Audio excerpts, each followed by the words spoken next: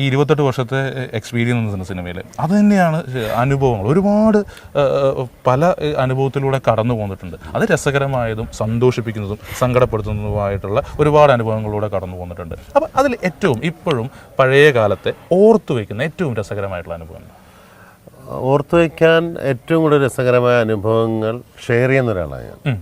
എല്ലാവർക്കും ഇപ്പോൾ ഒരു ലൊക്കേഷനിൽ ഞാൻ പോകുമ്പോൾ അവിടെയുള്ളവർക്ക് ഒരുപക്ഷെ എൻ്റെ കൂടെയുള്ള നിമിഷങ്ങൾ ഓർത്തു വയ്ക്കാൻ സമ്മാനിക്കുന്ന ഒരാളാണ്.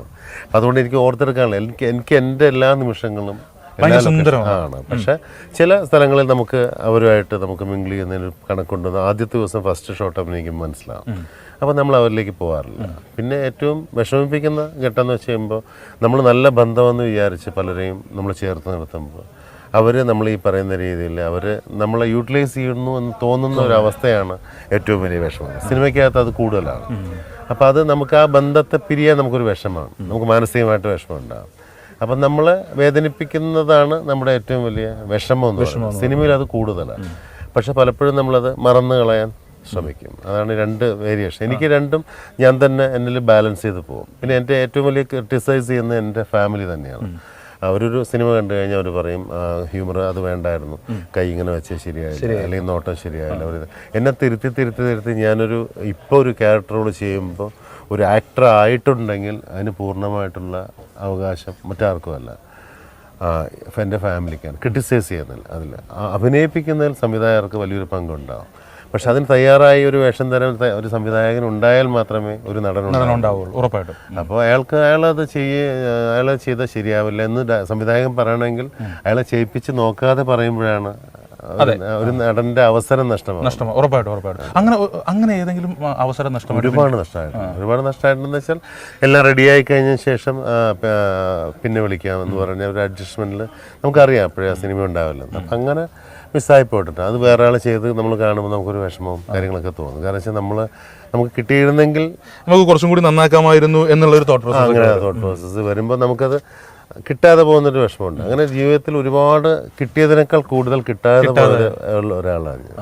ഏറ്റവും വലിയ നടന്മാർ, അതായത് ഒരുപക്ഷെ നെടുമുടി വേണുചേട്ടനാവാം, അല്ലെങ്കിൽ ബാലേന്ദ്ര മേനോൻ സാറാവാം, അല്ലെങ്കിൽ രാജ്യം പി ദേവ്, എൻ്റെ കൂടെ അഭിനയിച്ചത് നരേന്ദ്രപ്രസാദ്, ശങ്കരാടിച്ചേട്ടൻ, ഒടുവിലാൻ എന്ന് വേണ്ട മലയാള സിനിമയിലെ ആ മുൻനിര നായകന്മാരൊക്കെ എനിക്ക് നല്ല ടീച്ചർമാരായിരുന്നു.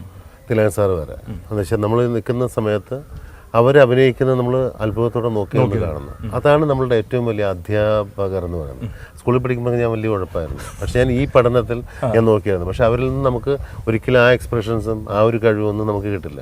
പക്ഷെ അവരിൽ നിന്ന് എന്തൊക്കെയോ നമ്മളൊരു പക്ഷേ നമുക്ക് നാളെ എന്തെങ്കിലും ചെയ്യാൻ പറ്റുമോ എന്നുള്ളത് നമ്മൾ നോക്കി നിൽക്കാനേ പറ്റുള്ളൂ. കാരണം വെച്ചാൽ ലെജൻസാണ് മലയാള സിനിമയിൽ. മുരളിച്ചേട്ടൻ്റെ എൻ്റെ ബ്രദറായിട്ട് 2 വർഷം അഭിനയിച്ചു.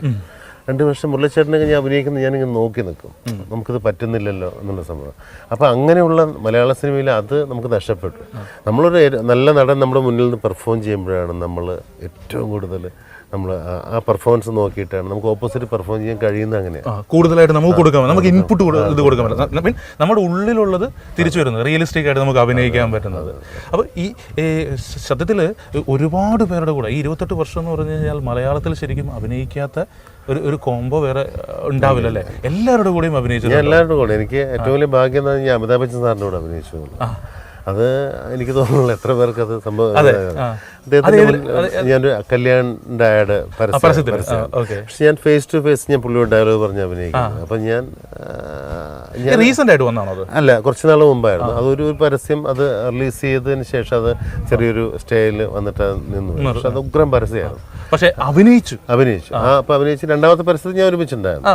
രണ്ടാമത്തെ പരസ്യം ഇപ്പൊ വന്നുകൊണ്ടിരിക്കുന്നത്, ഓടിക്കൊണ്ടിരിക്കുന്നത് കല്യാണത്തിന്. പക്ഷെ അതിനകത്ത് അമിതാഭ് ബച്ചൻ സാറ്, നാഗാർജുന, ശിവരാജ് കുമാർ, പ്രഭു സാറ്, മഞ്ജു വാര്യർ, കത്രീന കൈഫ് എന്ന് തുടങ്ങി ജയ ബച്ചൻ വരെയുള്ള വൻ ആർട്ടിസ്റ്റുകളുടെ കൂടെ 5 ദിവസം ഞാൻ ഒരുമിച്ച് ഭക്ഷണം കഴിച്ച് ഞാൻ 5 ദിവസം 5 ഡേയ്സ്.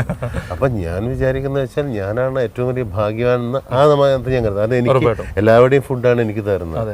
അപ്പോൾ ബച്ചൻ സാർ ഓപ്പോസിറ്റ് ഇരിക്കുന്നു, അദ്ദേഹം സംസാരിക്കുന്നു, ഞാനത് കേട്ടുകൊണ്ടിരിക്കുന്നു. ഹിന്ദിയൊന്നും വലുതായിട്ട് മനസ്സിലാവില്ലെങ്കിലും എന്തോ അദ്ദേഹത്തിൻ്റെ ശബ്ദം നമ്മുടെ തൊട്ടടുത്താണ്. അതിന് അദ്ദേഹം ഇരിക്കുന്ന സമയത്ത് ഞാൻ ആദ്യം അഭിനയിക്കാൻ വേണ്ടി സമയത്ത് എൻ്റെ മനസ്സിൽ എനിക്ക് ഭയമായിരുന്നു. അമിതാഭ് ബച്ചൻ സാറോട് അഭിനയിക്കുക എന്ന് പറഞ്ഞാൽ ഏറ്റവും വലിയ ഭയമല്ല, കാരണം വെച്ചാൽ ഇന്ത്യ ഏറ്റവും വലിയ നടൻ, ലെജൻഡ്. അയാൾ നിൽക്കുന്നു, മഞ്ജു വാര്യരുണ്ട്. മഞ്ജു വാര്യർ പിന്നെ നമുക്ക് നമ്മുടെ മലയാളത്തിന് നമ്മുടെ സ്വന്തമാണ്. അവർ നിൽക്കുന്ന സമയത്ത്, ബച്ചൻ സാർ ഇരിക്കുന്ന സമയത്ത് എൻ്റെ അടുത്ത് എൻ്റെ ഒരു സുഹൃത്ത് പറഞ്ഞ് ഞാൻ ഓർത്തു, നിനക്ക് ഒരവസരമേ ഉള്ളൂ. അദ്ദേഹം നീ അഭിനയിക്കുമ്പോൾ അദ്ദേഹത്തിന് തോന്നണം ഇവൻ കൊള്ളാം, അല്ലെങ്കിൽ ഇവൻ ആരാണ് എന്ന് ചിന്തിക്കണം എന്ന അവസ്ഥയിൽ നീ അപ്പം ചെയ്താൽ മാത്രമേ നടക്കുള്ളൂ. പിന്നെ അതൊരു അവസരമുള്ളൂ, കിട്ടൂല. ഒറ്റ സെക്കൻഡേ ഉള്ളൂ. പരസ്യത്തിനാകെ 5 സെക്കൻഡ്. അങ്ങനെ ഞാൻ ആ ഒരു സമയത്ത് ഒറ്റ ഫസ്റ്റ് ഷോട്ടിൽ തന്നെ ഓക്കെ ആയി. ഡയറക്ടർ വളരെ ഹാപ്പിയായി. റിയാക്ഷൻസ് എല്ലായിടത്തും എനിക്കാണ് കൂടുതൽ ഡയലോഗ്സൊക്കെ ഉണ്ടായത്. ബച്ചൻ സാറിന് ഒരു ചെറിയ ഡയലോഗ് ഉണ്ടായിരുന്നു. അപ്പോൾ പക്ഷേ ബച്ചൻ സാറിന് ഇരിക്കുന്ന ആ പ്രസൻസിൽ ഞാനത് പറഞ്ഞു. പക്ഷേ എൻ്റെ ഫേസിൽ ബച്ചൻ സാറാണ് ക്ലാപ്പ് ബോർഡ് വെച്ചത്. കാരണം കുട്ടിക്ക് ഹൈറ്റ് എത്താത്തതുകൊണ്ട് അസിസ്റ്റൻ്റായിട്ട് ബച്ചൻ സാർ പറഞ്ഞ് ഞാൻ നോക്കാമെന്ന് പറഞ്ഞിട്ട് പുള്ളി വെച്ചിട്ട് ആണ് ഷോട്ട് എടുക്കുന്നത്. അപ്പോൾ അതൊക്കെ എൻ്റെ ലൈഫിൽ ഞാൻ നിധി പോലെ സൂക്ഷിക്കുന്ന ഓർമ്മകൾ. ഉറപ്പായിട്ടും ഈ പുതിയ ജനറേഷൻ്റെ സിനിമാ മേക്കേഴ്സ് ഉണ്ട്, അവരിൽ നിന്നും എന്തെങ്കിലുമൊക്കെ ഗ്രാബ് ചെയ്യാൻ പറ്റാറുണ്ടോ? അവരിൽ നിന്ന് എന്തെങ്കിലുമൊക്കെ കിട്ടാറുണ്ടോ ഈ നമ്മുടെ 28 വർഷത്തെ എക്സ്പീരിയൻസ് അല്ലാതെ? അവരിൽ നിന്ന് വെച്ചാൽ ഈ പറയുന്ന രീതിയിൽ ഇപ്പോൾ ജോഷ് സാറൊക്കെ അല്ലെങ്കിൽ ബാക്കിയുള്ളവർ പഴയ ആൾക്കാർ അവരാണ് ഇപ്പോൾ ഉള്ള സജീവമായിട്ട് നിൽക്കുന്നതിന് അവരൊക്കെ സാറും. അപ്പോൾ അവരുടെ ഒരു കാലഘട്ടം എന്ന് പറയുന്നത് അവർ ഈ പറയുന്ന രീതിയിൽ അന്നത്തെ കാലത്ത് മോണിറ്റർ ഇല്ല, മൈക്കില്ല, ശബ്ദമൊന്നുമില്ല. ഓൺലി അയാളുടെ കണ്ണുകളിലൂടെ ആ വ്യൂവിൽ മാത്രമാണ് അയാൾ ചെയ്യുന്നത്. ക്യാമറയ്ക്കകത്തൂടെ ജസ്റ്റ് ഫ്രെയിം നോക്കിയിട്ട് മാത്രം. അതിൽ വിജയ് സാർ ഈ നാട് പോലുള്ള അത്രയും ക്രൗഡുള്ള സിനിമകൾ ചെയ്തിട്ടുള്ള മനുഷ്യരാണ്. നമുക്ക് ഇന്ന് മൈക്ക് ഉണ്ടായാൽ പോലും കൺട്രോൾ ചെയ്യാൻ പറ്റത്തില്ല. അന്ന് ഷൂട്ടിംഗ് കാണാൻ അത്രയും ജനവും അവരെ കൺട്രോൾ ചെയ്തിട്ട് സിനിമ എടുത്ത ആൾക്കാർ. പക്ഷെ ഇപ്പം നമ്മൾ ഓരോ ഷോട്ട് കഴിയുമ്പോൾ മോണിറ്ററിൽ എല്ലാവരും നടന്മാരും മേക്കപ്പ് മാനും എല്ലാവരും വന്നിരുന്നിട്ട് അവരവരുടെ കുറവുകളും നോക്കി അത് ക്ലിയർ ചെയ്യാനുള്ള അവസരങ്ങളും കാര്യങ്ങളും ഇപ്പോൾ ഉണ്ട്. എന്ത് വേണമെങ്കിലും ചെയ്യാവുന്ന കാര്യങ്ങൾ. അപ്പം അങ്ങനെ ഒരു കൂട്ടായ്മയിലൂടെ ഇപ്പോൾ സിനിമ പോകുന്നത്. അപ്പോൾ കൂട്ടായ്മയിൽ അതിനകത്ത് നിന്ന് പ്രത്യേകിച്ചൊന്നും പഠിക്കാനില്ല. ഓൾറെഡി എല്ലാറ്റിനെ കുറിച്ച് സ്റ്റഡി ചെയ്താണ്. അതെ, വെൽ എക്സ്പീരിയൻസ്ഡ് ആയിട്ടുള്ള ഒരു ഫിലിം മേക്കിങ്ങിലേക്ക് ഇപ്പോൾ മാറിയിട്ടുണ്ട്. അപ്പോൾ നേരത്തെ നമ്മൾ ഇത് പറഞ്ഞു ഏറ്റവും. പക്ഷെ നമ്മുടെ വിഷയം എന്ന് വെച്ചാൽ അന്നത്തെ നല്ല സിനിമകളില്ലെന്നാണ്. അതാണ് എൻ്റെ പ്രത്യേകത. നല്ല സിനിമകൾ റയറായിട്ടാണ് വരുന്നത്. എക്സ്പീരിയൻസ്ഡ് ക്രൂ ആയി, പ്രൊഫഷണൽസ് ആയി, പക്ഷേ ഏറ്റവും കുറവ് എന്നുള്ളത് നല്ല കഥകളാണെന്നുള്ളതാണ്. ഓക്കെ, അപ്പോൾ നേരത്തെ നമ്മൾ പാലക്കാടിനെ കുറിച്ച് പറഞ്ഞു. അതിൻ്റെ ഇടയിൽ പറഞ്ഞു പോയൊരു സാധനമുണ്ട്, കുടുംബത്തെക്കുറിച്ച്. അതായത് കുടുംബമാണ് ഏറ്റവും ക്രിട്ടിസൈസ് എന്നുള്ളത് പറഞ്ഞു. കുടുംബവിശേഷങ്ങൾ എന്തൊക്കെയാണ്? കുടുംബവിശേഷം, ഒരു ഭാര്യ, 2 പെൺകുട്ടികൾ. അപ്പോൾ നല്ല ലൈഫ് ഞങ്ങൾക്ക്. പ്രത്യേകിച്ച് നമ്മളിപ്പോൾ എല്ലാ ഫാമിലി ലൈഫും നല്ല ലൈഫാണെങ്കിലും എനിക്ക് പ്രത്യേകിച്ച് ഈ പറയുന്ന രീതിയിൽ 2 പെൺകുട്ടികളായതുകൊണ്ടായിരിക്കാം ഞാൻ കൂടുതൽ ഫാമിലിയോട് അറ്റാച്ച്ഡ് ഉള്ള ആളാണ്. പിന്നെ ഞങ്ങളുടെ ഇഷ്ടം എന്ന് പറയുന്നത് യാത്രകളാണ്.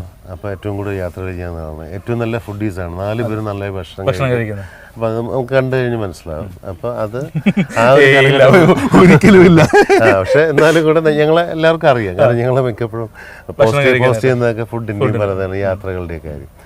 അപ്പോൾ നമ്മളൊരു ചെറിയ ടെൻഷൻ ഉണ്ടെങ്കിൽ, അല്ലെങ്കിൽ വീട്ടിൽ ചെറിയൊരു മൂഡ് ഓഫ് ഉണ്ടെങ്കിൽ, അല്ലെങ്കിൽ പറയുന്ന എന്തെങ്കിലും കുടുംബമാകുമ്പോൾ പല കാര്യങ്ങളുണ്ട്, മക്കളുടെ കാര്യത്തിലും ഉണ്ടെങ്കിൽ നമ്മൾ അന്ന് വൈകുന്നേരത്ത് ജസ്റ്റ് ഒരു 5 കിലോമീറ്റർ കാറിൽ ട്രാവൽ ചെയ്യും. അതാണ് ഞങ്ങളുടെ ആ ഒരു പ്രോബ്ലം അതോടുകൂടി തീരും. യാത്രകൾ എപ്പോഴും നമ്മളെ ഫ്രഷ് ആയിക്കോട്ടെ. അപ്പം അങ്ങനെ മോളിപ്പോൾ ചെന്നൈയിലാണ് അവൾ പഠിക്കുക. MSc ബയോടെക് കഴിഞ്ഞാണ്. ചെറിയ ആൾ 7th-ലാണ്. അവൾ ഇത് ചെയ്യണം. അവരൊക്കെ അഭിനയിച്ചിട്ടുണ്ട്. മോള് ഹീറോയിനായിട്ടൊരു പടം കഴിഞ്ഞു, റിലീസിന് നിൽക്കുന്നു. പക്ഷെ അവൾ ജോലി അവിടെ ചെന്നൈയിലായതുകൊണ്ട് പിന്നെ പഠനം പ്രധാനമാക്കി വേണമെങ്കിൽ പിന്നീട് ആവാം. ചെറിയ ആളാണ് അയ്യപ്പനും കോശിയിൽ പുത്തുരാൻ്റെ മോള്, ചെറിയ ആളാണ്. പിന്നെ ഭാര്യ കുറേ സിനിമകളിലുള്ളതുകൊണ്ട് അവരെ അറിയാം. അപ്പം 4 പേരും സെലിബ്രിറ്റി ആയിട്ടുള്ളൊരു ഫാമിലിയാണെന്ന് എല്ലാവരും തമാശയ്ക്ക് പറയും. പക്ഷെ 4 പേരും ഇത്തിരി എല്ലാം കൂടെ ചേർത്ത് വെച്ച് കഴിഞ്ഞാൽ ഉണ്ടാക്കാനുള്ള ഫാമിലി ഉണ്ട്.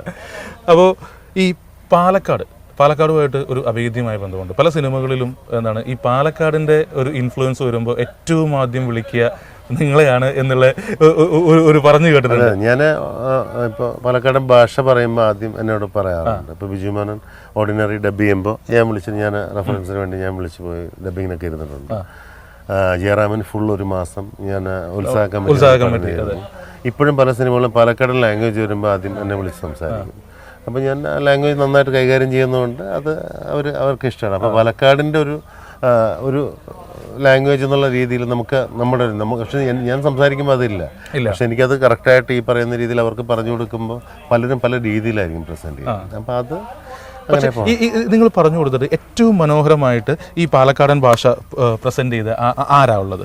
ഏറ്റവും രസകരമായിട്ട് ഏത് സിനിമയിലാണ് വന്നിട്ടുള്ളത്? രസകരമായിട്ടുള്ള ഓർഡിനറി തന്നെ ബീച്ചാണ്. പക്ഷെ ബീച്ചായിട്ട് അന്ന് എനിക്ക് തോന്നുന്നു പേടിച്ചിട്ടാണ് അത് ചെയ്തിട്ടുണ്ടാവുക. കാരണം അത് അന്ന് ഇത് വർക്കൗട്ട് സംശയം ഉണ്ടായിരുന്നു. പക്ഷെ ഭയങ്കരമായിട്ട് ക്ലിക്കായി. പക്ഷെ അത് ക്ലിക്കാവോ ഇല്ലയോ എന്നുള്ള സംശയം കൊണ്ട് പുള്ളി വളരെ മൈന്യൂട്ടായിട്ടുള്ള അതിന്റെ ഒരു മെയിൻ സാധനം മാത്രമായിട്ടാണ് പുള്ളി ചെയ്തത്. ഈ ഭാഷാ വൈവിധ്യം ഏറ്റവും കൂടുതൽ ഹാൻഡിൽ ചെയ്തിരിക്കുന്ന ഒരാളാണ് മമ്മൂക്ക. മമ്മൂക്ക ഏതെങ്കിലും സിനിമയിൽ ഈ പാലക്കാട് ഭാഷ ഉപയോഗിച്ചിട്ടുണ്ട്? അദ്ദേഹം ഉപയോഗിച്ചിട്ടില്ല. പക്ഷെ അദ്ദേഹം ഉപയോഗിക്കുന്നുണ്ടെങ്കിൽ അത്രയും പെർഫെക്റ്റ് ആവുമെന്ന് ഉറപ്പിച്ചതിന് ശേഷം അദ്ദേഹം പറഞ്ഞു. അല്ല, അടുത്ത ഒരു സാധനം മമ്മൂട്ടി പാലക്കാട് ഭാഷ കൂടി പറയുന്ന ഒരു സാധനം നമുക്ക് പ്രതീക്ഷിക്കാം. അദ്ദേഹം പുതിയ പുതിയ പരീക്ഷണങ്ങൾ ഉറപ്പായിട്ട് അദ്ദേഹം ചെയ്യായിരിക്കും. അപ്പോഴും ഈ പറയുന്ന രീതിയിൽ നമുക്ക് പൂർണ്ണമായിട്ട് അദ്ദേഹത്തെ പോലൊരു ലെജൻഡ് അതിന് തയ്യാറെടുക്കുന്നുണ്ടെങ്കിൽ ഉറപ്പായിട്ടും അത് 100% റിസർച്ച് ചെയ്തിട്ടായിരിക്കും ചെയ്യുക. പക്ഷേ വളരെ രസമാണ് പാലക്കാട് ഭാഷ. നമ്മൾക്ക് പ്രേക്ഷകർക്ക് വേണ്ടിയിട്ട് എന്താണ് പാലക്കാട് ഭാഷയിൽ നമുക്ക് കുറച്ചു നേരം വർത്തമാനം പറഞ്ഞാലോ? പാലക്കാടൻ ഭാഷ എന്ന് പറയുന്നത് നമ്മള് ഇപ്പൊ ഇത് ഈ പറയുന്ന ഇപ്പൊ നമ്മള് ഒരുപാട് ഇപ്പൊ അതിലൊക്കെ ഉപയോഗിക്കുന്നുണ്ട്. പാലക്കാടൻ ഭാഷ എന്ന് പറയുമ്പോ നിങ്ങൾ എന്താണ് എന്നൊക്കെ പറയും. അതല്ല ശരിക്കും എന്താ നിങ്ങളൊരു കൂട്ടം കൂടണം കേട്ടാ നിങ്ങളുടെ വീട് എവിടെയാണെന്ന് അങ്ങ് അത്രയും താഴെയാണ്, ഭയങ്കര കുറച്ച് താഴെയാണ്. മറ്റേ എന്താണ് പാലക്കാട് എന്ന് പറയുമ്പോൾ നിങ്ങൾ വീട് അങ്ങനെ പറയും. അതല്ല, അങ്ങനെ സൗണ്ടേ മാറും. അങ്ങനെ മാറ്റമലക്കിന് വീട് കൊണ്ട് 3-4 ദിവസം ഇരുന്നും കൊണ്ട് കുഞ്ഞിക്കിടത്തിൽ എന്താണ് നീ പറയണ അങ്ങനെ പറയുന്നത്. അതാണ് അതിന്റെ കറക്റ്റ് ലാംഗ്വേജ്. അത് നമ്മൾ പറയുന്ന സമയത്ത് അയാളുടെ മകളാണ് ഇത്ര ഒരു ഞാൻ പറയുന്നത് എന്ത് ന്യായം, ഒരു ബേസ് ഇല്ല, ഭയങ്കര ഏറ്റവും താഴെയാണ്. അങ്ങനെ എന്താ അറിയോ ചെക്ക അങ്ങനെ കൊണ്ട് വഴി കൊടുങ്ങി നടക്കുമ്പോ അങ്ങനെയൊക്കെ അതെ ഇത് പറഞ്ഞ് നമ്മളെ കൊണ്ടാണ് എന്നെ കൊണ്ട് നടത്തിക്കുകയാണെന്നുള്ളത് പറയുന്ന ഒരു എക്സ്ട്രീം. അതാണ് അതിന്റെ കറക്റ്റ്. മീറ്ററും അവരുടെ രീതികളൊക്കെ വേറെ ആയിരിക്കും. നല്ല സ്റ്റൈലായിട്ട് ഇതാവുന്ന ആളും സംസാരിക്കുമ്പോൾ ഈ ഒരു രീതിയിലേക്ക് ഇറങ്ങിപ്പോകും. അതെ.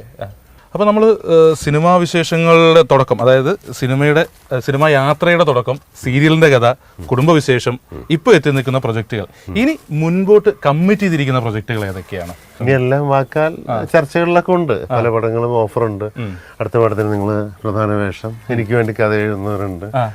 പക്ഷെ അതൊക്കെ നമുക്ക് എത്രത്തോളം ആവുമെന്ന് എനിക്കറിയില്ല. പക്ഷെ എന്നാലും നടക്കുമ്പോൾ കറക്റ്റായിട്ട് വിശേഷങ്ങൾ ഞാൻ അറിയിക്കാം. അതെ. അപ്പോൾ ഇനി നടക്കുമ്പോൾ ഈ നടപ്പും ഓർമ്മ വയ്ക്കുക. ഇനി ഇതേപോലെ നമുക്ക് വീണ്ടും നടക്കാനായിട്ട് ഞങ്ങൾ ഇറങ്ങും. അപ്പോൾ ഷാജു ചേട്ടനാണ് നമ്മുടെ കൂടെ ഉണ്ടായിരുന്നത്. ഇന്നത്തെ സമയം അവസാനിക്കുകയാണ്. നമ്മളിങ്ങനെ പുള്ളിയെ നടത്തി വിഷമിപ്പിച്ചു. വളരെ മനോഹരമായിട്ടുള്ളൊരു ലൊക്കേഷനിലാണ് ഞങ്ങൾ ഓടിച്ചിട്ട് പിടിച്ചതാണ് ഷാജു ചേട്ടനെ. ഒരുപാട് സന്തോഷമുണ്ട്. എന്താണ് നമ്മുടെ പ്രേക്ഷകരോട് പറയാനുള്ളത്? സാധാരണഗതിയിൽ വാക്ക് വിത്ത് സ്റ്റാർ എന്നാണെന്നുണ്ടെങ്കിലും ഞാൻ സ്റ്റാർ ആവാത്തതുകൊണ്ട് വാക്ക് വിത്ത് അത്രയും മതി. കാരണം വെച്ചാൽ സൗഹൃദത്തിൽ ഞങ്ങളെല്ലാവരും ഇപ്പോൾ ഗുമസ്ത എന്നുള്ള സിനിമയിലാണ് നമ്മളെല്ലാവരും കാണുന്നതും പരിചയപ്പെടുന്ന അടുത്ത ഇടപഴകുന്നതും ഒക്കെ. അപ്പോൾ ആ സിനിമ ഞങ്ങളെ സംബന്ധിച്ചിടത്തോളം എനിക്ക് ഒരു വലിയ കരിയറിലെ ഏറ്റവും ബെസ്റ്റ് എന്ന് പറയുന്ന, ഇതുവരെ ചെയ്ത വേഷങ്ങളിൽ ഏറ്റവും ബെസ്റ്റ് എന്ന് പറയുന്ന ഒരു വേഷങ്ങളിൽ ഒന്നാണ്. അപ്പോൾ തീർച്ചയായിട്ടും ആ സിനിമയുടെ ലൊക്കേഷനിൽ വെച്ചുകൊണ്ട് തന്നെ ഈ ഒരു ഇത്രയും നേരം എൻ്റെ സിനിമാ വിശേഷങ്ങൾ പങ്കുവയ്ക്കാനുള്ള കാര്യങ്ങളും എല്ലാം ഞങ്ങൾ തമ്മിൽ ഇത്രയും ഫ്രീ ആയിട്ട് സംസാരിച്ചല്ല, ഒരു ഇൻ്റർവ്യൂ പോലെയല്ല. തീർച്ചയായിട്ടും കേരള വിഷൻ്റെ എല്ലാ പ്രേക്ഷകരും ഇത് കാണും. അപ്പോൾ കാണുമ്പോൾ നിങ്ങളും എനിക്ക് വേണ്ടി പ്രാർത്ഥിക്കുക. നാളെ ഒരു നല്ല നടനാവട്ടെ എന്നും നല്ല ക്യാരക്ടറുകൾ ചെയ്യാൻ പറ്റട്ടെ എന്നൊക്കെ എനിക്ക് വേണ്ടി പ്രേക്ഷകരുടെയും പ്രാർത്ഥന ഉണ്ടാവണം. അപ്പോൾ എല്ലാം എന്നാൽ പറ്റുന്ന പോലെയൊക്കെ നല്ല ക്യാരക്ടേഴ്സ് ചെയ്ത് നിങ്ങളെ സന്തോഷിപ്പിക്കാൻ ഞാൻ ശ്രമിക്കും. അപ്പോൾ പ്രാർത്ഥിക്കുക. അപ്പോൾ ഉറപ്പായിട്ടും എല്ലാവരുടെ പ്രാർത്ഥനകളും കൂട്ടത്തിലുണ്ടാവും. ഇനി ഏറ്റവും നല്ല സിനിമകൾ ഉണ്ടാവട്ടെ എന്നുള്ളത് ഞങ്ങളും പ്രേക്ഷകരും പ്രാർത്ഥിക്കുകയാണ്. അപ്പോൾ വിട പറയുകയാണ്. This is Nibin Navas signing out. അപ്പോൾ അടുത്ത ആഴ്ച വീണ്ടും പുതിയൊരു അതിഥിയുമായിട്ട് ഞങ്ങൾ നടക്കാനിറങ്ങും. നിങ്ങളും ഉണ്ടാവണം. Till then take care. By.